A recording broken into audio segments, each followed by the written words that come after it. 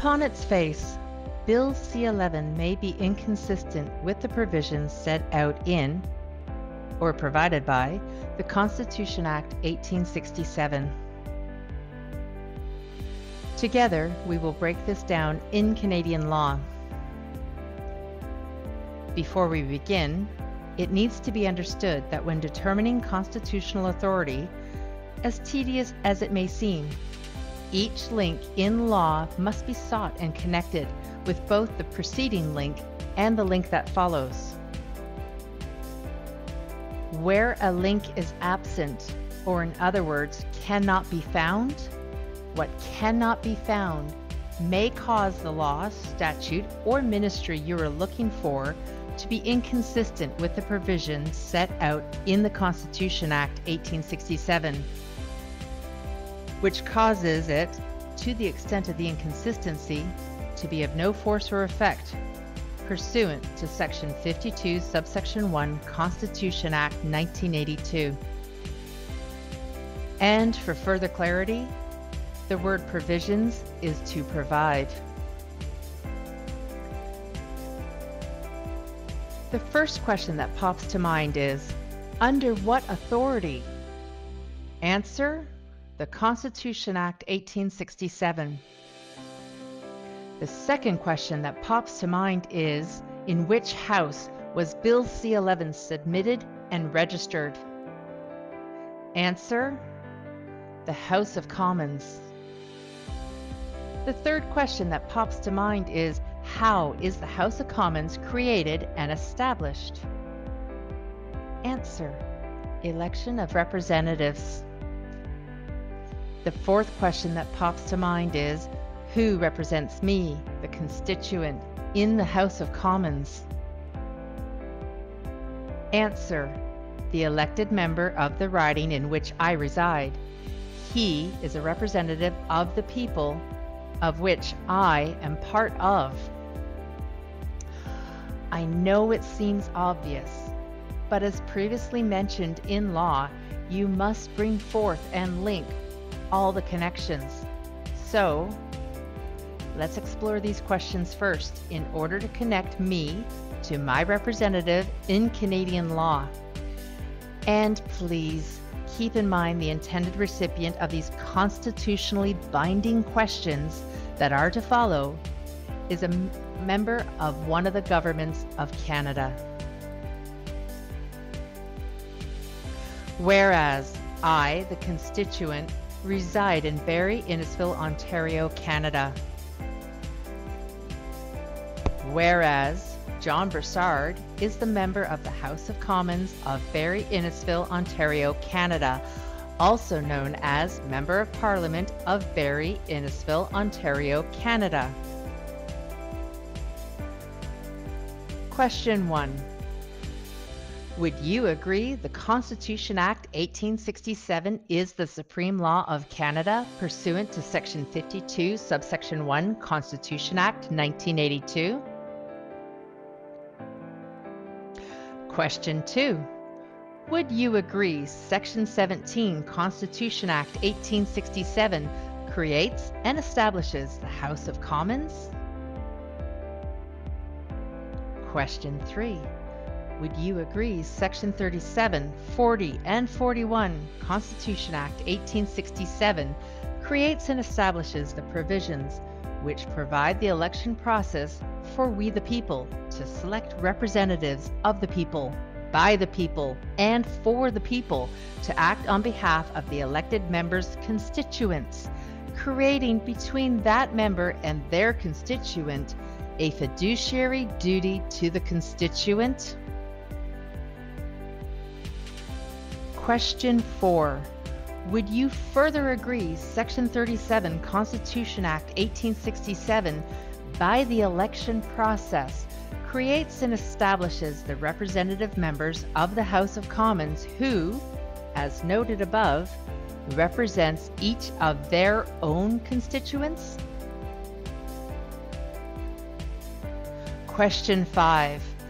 Would you agree that should John Broussard be elected as the representative member of the House of Commons for the riding in which I reside, then acting in his official character of Member of Parliament of Barrie Innisfil, Ontario, Canada, this person, acting in the capacity of his official character, holds a fiduciary duty to me, Amanda Ridding, constituent. Upon expressly, in writing, establishing in law the Member of Parliament of Barrie Innisfil's fiduciary duty to his constituents, more questions pop to mind with respect to Bill C-11. The first question that pops to mind is what part of the Constitution Act 1867 provides the class of subject in which this statute can be created and established?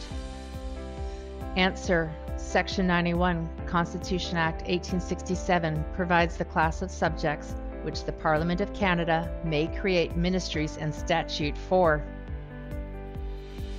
The second question that pops to mind is which ministry or ministries preside over Bill C-11? Answer: Department of Justice. The third question that pops to mind is what statute or statutes govern the creation of law of the Parliament of Canada? Answer: the Canadian Bill of Rights 1960 together with the Statutory Instruments Act. Question 6. Would you agree Section 91 Constitution Act 1867 provides the class of subjects in which the Parliament of Canada can create and establish ministries and create and establish statutes for those ministries? Question 7. Would you agree Section 91, Subsection 5, Constitution Act 1867 provides the class of subject in which this act was created under?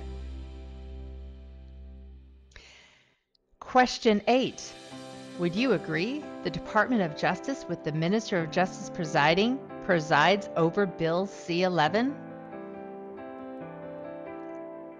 Question 9.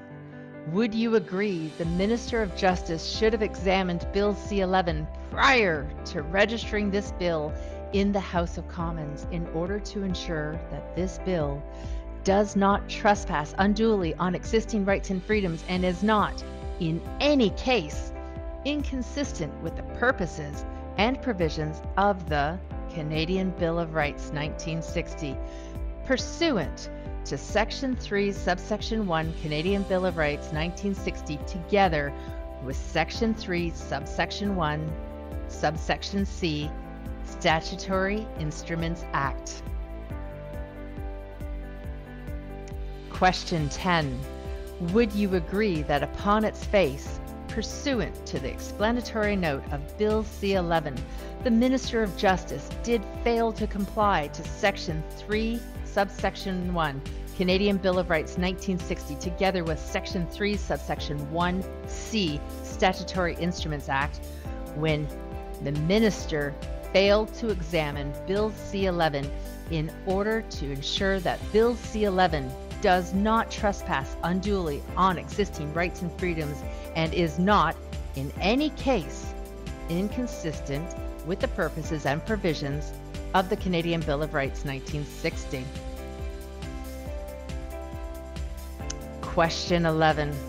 Would you agree that upon its face, Bill C-11 trespasses unduly on the individual's rights, including but not limited to the individual's right to freedom of the press, pursuant to Section 1, Subsection F, Canadian Bill of Rights 1960? To be clear, the Minister of Justice appears to have failed at examining his own bill, which he himself presides over.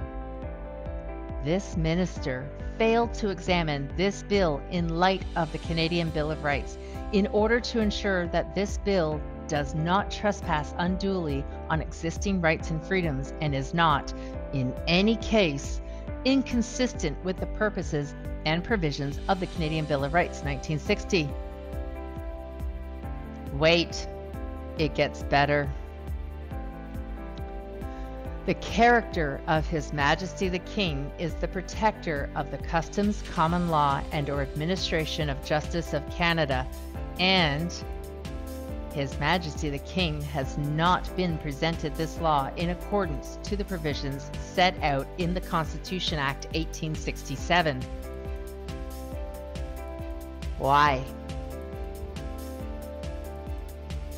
Because Mackenzie King, after the unexpected and untimely death of the Governor General on 11 February 1940, did create an order in council circumventing His Majesty the King's role of appointing his own Governor General, and in so doing, Mackenzie King presumptively assumed the authority to appoint the Governor General, with the authority to appoint going to the leader of the reigning political party of the day, causing this appointment to be inconsistent with the Constitution Act 1867, including, but not limited to, Section 10. In absence of a constitutional amendment with respect to Section 10, this order in council, which apparently stands to this day, is inconsistent with the provisions set out in the Constitution Act 1867 and is, to the extent of its inconsistency, of no force or effect pursuant to Section 52, subsection 1, Constitution Act 1982. There's more. To further circumvent His Majesty the King, in 1985, the Government of Canada did create and establish the Revised Statutes of Canada 1985 Act, which appears either separately or together with this 1940 Order in Council to permit the Governor General to rubber stamp legislation at the direction of the prevailing political party of the day, failing to comply to the provisions set out in sections 53 to 57 Constitution Act 1867, which may cause any ascension of any law not directly presented to His Majesty the King to potentially be inconsistent to the provisions set out in the Constitution Act 1867, and may cause, to the extent of that inconsistency, that law, statute, or ministry to be of no force or effect pursuant to Section 52, subsection 1, Constitution Act 1982. Which means any actions you take must be, in addition to the parties this type of investigation identifies, be addressed and served directly to His Majesty the King in order to circumvent the government that is failing to present these new laws to His Majesty on our behalf, so His Majesty may examine and ensure these laws are not inconsistent with the customs, common law, and/or administration of justice of Canada. It needs to be understood, unless brought before and presented to His Majesty the King, like a judge in the court, cannot act. Like a judge, a king can only act on what is brought before and presented to him. This video merely exposes a method of how to determine the constitutional authority of the state or agents of the state, and establishes only part of what you need to know to truly make your pen a mighty sword. More videos to explore how to construct actions like a letter or notice of defect, who to direct those actions to, how to serve those actions, and how to potentially apply the Canadian Bill of Rights will be provided as soon as possible. Now you know.